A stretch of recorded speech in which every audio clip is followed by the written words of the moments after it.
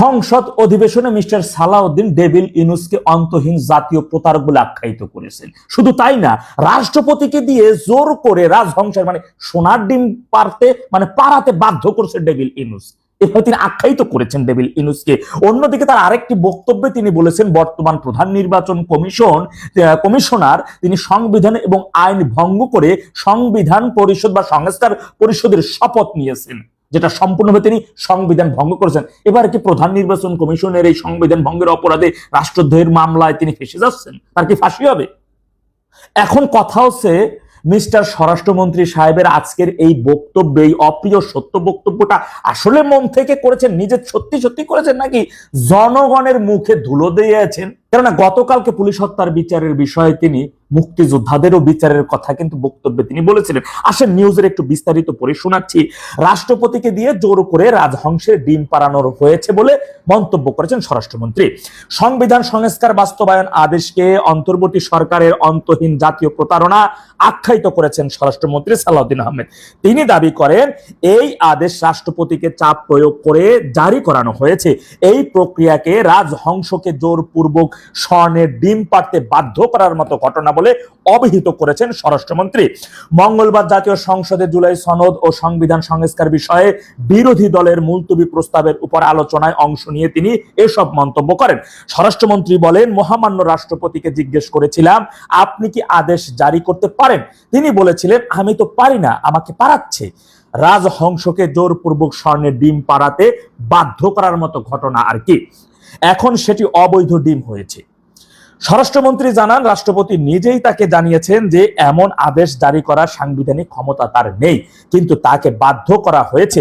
1973 সালের পর থেকে রাষ্ট্রপতির এমন কোনো ক্ষমতা নেই, ফলে এই আদেশ অবৈধভাবে জারি হয়েছে। সালাউদ্দিন আহমেদ অভিযোগ করেন, অন্তর্বর্তীকালীন সরকারের এই পদক্ষেপ একটি প্রতারণার দলিল, যা সংসদের সার্বভৌম ক্ষমতাকে খর্ব করার অপচেষ্টা। আরেকটি বক্তব্যে তিনি সংবিধান লঙ্ঘন ও শপথ ভঙ্গ করেছেন সিএসি নির্বাচন কমিশন। প্রধান নির্বাচন কমিশনার সংবিধানের বাইরে গিয়ে সংবিধান সংস্কার পরিষদের সদস্য হিসেবে শপথ নেওয়া ফরম বিতরণ করে শপথ ভঙ্গ এবং সংবিধান লঙ্ঘন করেছেন বলে মন্তব্য করেছেন স্বরাষ্ট্রমন্ত্রী। এই পুরো প্রক্রিয়াকে অবৈধ এবং বিগত অন্তর্বর্তী সরকারের একটি প্রতারণার দলিল হিসেবে অভিহিত করেছেন তিনি। মঙ্গলবার জাতীয় সংসদে বিরোধী দলীয় নেতার উত্থাপিত মুলতবি প্রস্তাবের উপর আলোচনায় অংশ নিয়ে এ কথা বলেন তিনি।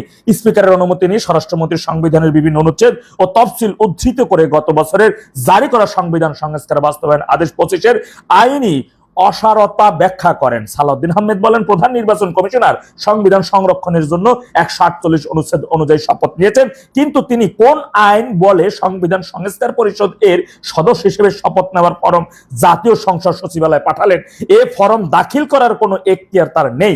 এটি করে শপথ ভঙ্গ ও সংবিধান লঙ্ঘন করেছেন তিনি আরো বলেন, নির্বাচন কমিশন সংসদ সদস্যদের নির্বাচনের জন্য একটি ব্যালট দিয়েছিল, সেখানে সংবিধান সংস্কার পরিষদের সদস্য হওয়ার জন্য কোনো আলাদা ব্যালট ছিল না। জনগণ সংসদ সদস্য হিসেবে আমাদের ম্যান্ডেট দিয়েছে, অস্তিত্বহীন কোন পরিষদের সদস্য হিসেবে নয়। আর এই বক্তব্য জামাতের কাছে অপ্রিয় হলেও কিন্তু এটাই আইন এবং সংবিধান অনুযায়ী সত্য এবং চিরন্তন সত্য, এর বাইরে কোনো সুযোগ নাই। কিন্তু এখন হচ্ছে, এই বক্তব্য অনুযায়ী বর্তমান নির্বাচন কমিশনার সংবিধান এবং আইন লঙ্ঘন করে যে সংস্কার পরিষদের নির্বাচন, যে হ্যাঁ না ভোটের যে নির্বাচনের আয়োজন করেছে, সেই অপরাধে রাষ্ট্রদ্রোহী অভিযোগ এখন তো তার বিরুদ্ধে আনতেই পারে রাষ্ট্র। দেখা যাক সেটি তারা আনে কিনা। এই বক্তব্য আসলে ভিতর থেকে সত্য নাকি জনগণের চোখে ধুলো দেওয়ার অংশ, সেটি সময় বলে দিবে।